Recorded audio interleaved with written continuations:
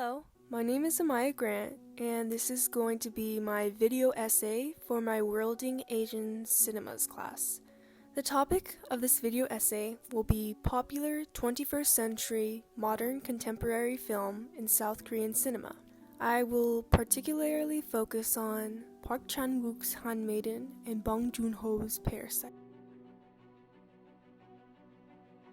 Popular 21st century modern contemporary film in South Korean cinema. To start off, I would first like to analyze the prevailing movement behind these blockbuster films, the New Korean Wave. This wave of uncensored New South Korean cinema began in the 1990s, leading to the release of such popular films as Memories of Murder, I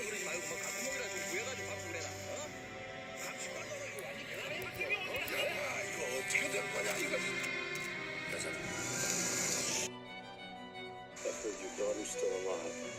Why didn't you contact the police or the military, a human rights organization, something?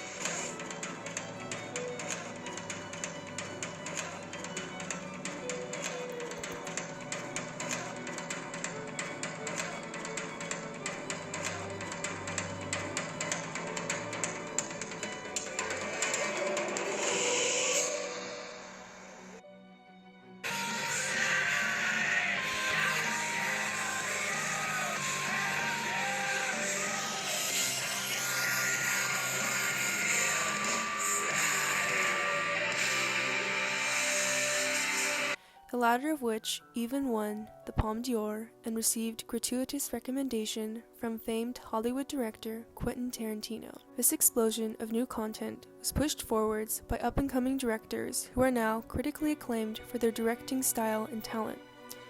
These people include Park Chan-wook and Bong Joon-ho. Some of their films kick-started a sort of transnational cultural phenomenon where fans graciously praised the social commentary and critique within the films.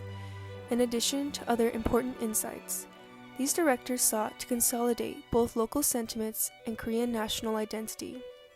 Their films were infused with entertainment and, most importantly, the self-awareness of Korea's present political, socio-economic, and cultural environments at the time of the film's release. In an age that still remembers the oppressive regime of earlier Korean leaders, the 1970s, which is nicknamed the Dark Ages, to the 1980s, Korean cinema and their directors now thrive under an uncensored government.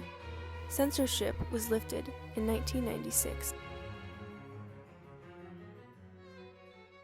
The previous occupation of pre-war Japan also made an impact on Korean culture.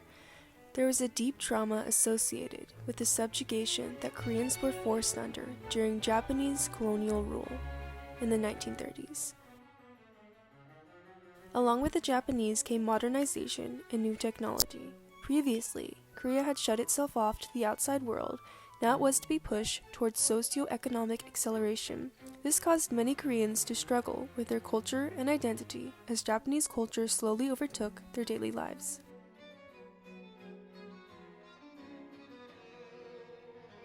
Presently, modern Korean cinema has been criticized for its imitation of Western films, but viewers argue that Korea's unique hybridization of Korean culture and Hollywood genre has led to the opportunity for a Korean reassertion of local identity, while simultaneously challenging the global hegemony of the West. In other words, 21st century South Korean films encapsulate both the mimicry and critique of Hollywood Western films. 작은 나라에 수천만 명의 사람이 살고 있는데 워낙 그 역사의 굴곡이 되게 빠르고 많은 일들이 사건들이 작년에도 한국에 큰 사건이 있었지만 대통령이 이제 바뀌게 되는 작년과 올해에도 임피치먼트 뭐 이런 게 있었지만은 정말 드라마틱한 역사 속에 살고 있기 때문에 되게 격렬한 히스토리를 갖고 있다 보니까 개인과 사회, 개인과 역사가 충돌하는 일 자체가 많죠. 그래서 서유럽이나 뭐 예를 들어 오스트리아나 벨기에에서 나오는 영화 같은 경우는 다를 수밖에 없죠. 실제 사회 자체나 사람들의 감정도 익스트림한 경우가 많아요. The films that I am about to discuss are a sort of response to the changing political and social conditions of 21st century Korean society and culture. They're uniquely set in the elements of conventional popular genre, mainly Hollywood style, but in an altered context, which allows viewers to experience mainstream genres in a new light, a sort of new hybrid directorial style, best exemplified in Jung Woon-ho's 2019 Oscar award-winning film Parasite, and Park Chan-wook's stunningly immersive thriller The Handmaiden. Now, as for The Handmaiden, this fascinating film was directed by South Korean figure Park Chan-wook. For a bit of backstory, I'd like to bring up the conditions in which he was born and raised, in addition to any other external influences that impacted his later cinematic works. Park Chan-wook was born in Seoul, South Korea in 1963. He grew up in Seoul under the brutal rule of the dictator Chun Doo-hwan. He learned filmmaking through his own independent study and professional experience in the industry. As to Hollywood directors, he was most inspired by Alfred Hitchcock, and particularly by Hitchcock's film Psycho, released in 1960. As one of South Korea's most illustrious film directors, he views cinema as more of a means of individualistic expression. Before The Handmaiden, Park Chan-wook had been widely known for his reputation and extreme violence within his films. Movies such as Oldboy, Lady Vengeance, and Mr. Vengeance, named the Vengeance Trilogy, were described as blood-soaked revenge thrillers. Park Chan-wook drew his inspiration for the 2016 drama film The Handmaiden from Sarah Waters' book, Fingersmith. He later adapted her 2002 Victorian-based novel into a Korean-Japanese drama thriller. The Handmaiden centers on four important characters: So-ki, the poor Korean pickpocket who acts as a handmaiden to the pretty lady Hideko. So-ki and the Count Fujiwara, both criminals, seek to deceive Hideko and steal away her inheritance, while also locking Hideko up in an insane asylum. At first, Hideko seems naive and innocent, but the audience later realizes that she is actually a survivor of physical and emotional abuse. And trapped in her home by her perverted uncle, Kusuki, she seeks to escape her imprisonment. The story follows three separate narrations, the first from So-ki's point of view, the second from Hideko's point of view, and the third from an omniscient point of view. All of these shifting POVs make for the camera as an unreliable narrator, keeping the audience on the edge of their seats. The setting within this film consisted of a mashup of Japanese and Victorian architecture, or Western Gothic. This was a sort of hybrid of Western and Eastern styles. Park Chan-wook's use of architectural design in The Handmaiden was stunning. He relied on the architecture as an inescapable character and plot device, which dramatically enhanced the story's narrative. He would also use certain rooms to signify different emotions in certain characters. For instance, the library, full of explicit pornographic literature, was more of a psychological incarceration for Lady Hideko. More specifically, the roles of confinement and subjugation were themes explored through the use of architecture. The scholarly repository by Min-hae Shimroth, entitled Constructing a Cinematic World, the Role of Architecture in Park Chan-wook's feature films 1992 to 2016, argues that, quote, the house subjects its residents to the level of confinement present in Park's films. At the very least, the house must exert a psychological effect on its inhabitants through its very conscious and unconventional design, with its narrow, winding corridors and lack of color, end quote. Symbolically, the many rooms which represented parts of the character's psychic structures. Outwards, private indoors, and secret spaces.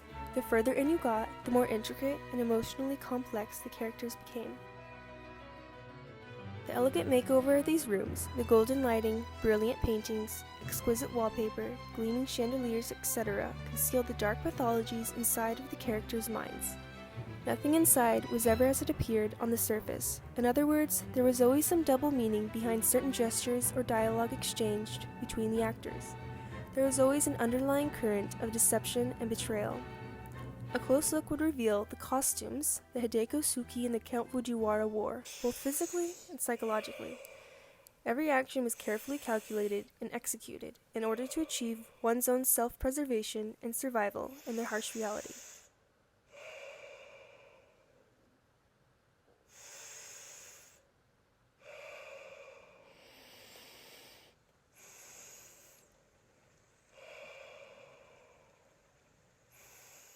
Furthermore, the use of architecture earlier mentioned was also elevated through the intense aesthetic color design scheme that Park Chan-wook chose.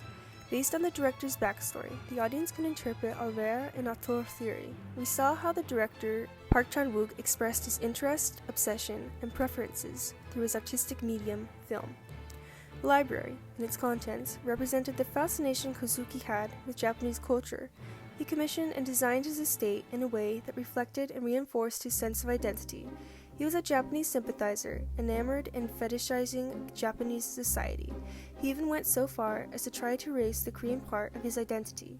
Overall, the design of the mansion reflected the Korean identity crisis during the 1930s period of Japanese-imposed colonialism. The scholarly repository by Min-hye Shimroth entitled Constructing a Cinematic World, The Role of Architecture in Park Chan-wook's feature films 1992 to 2016 explains that, while unique in design, the house can only be imagined as asserting a constant presence on its inhabitants with its narrow, maze-like hallways, limited storage space, and openings that expose the residents to the elements.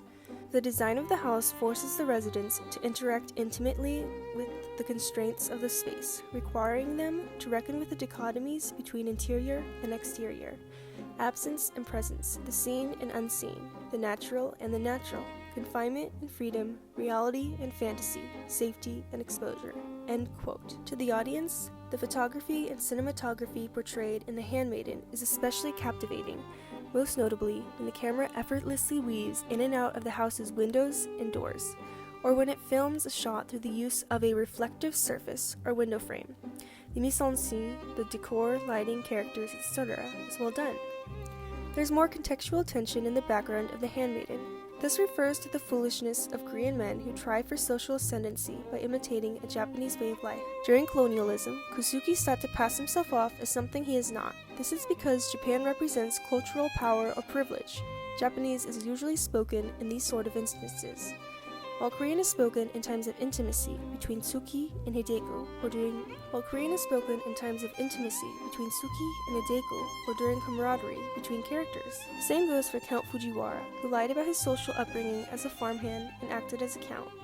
Fujiwara's character symbolizes the struggle of the working class against exploitation by the rich upper class. There is class tension, social distinction, and gender struggle in this film, which sharply stands out. Most importantly, in the shifting roles that characters play in the movie.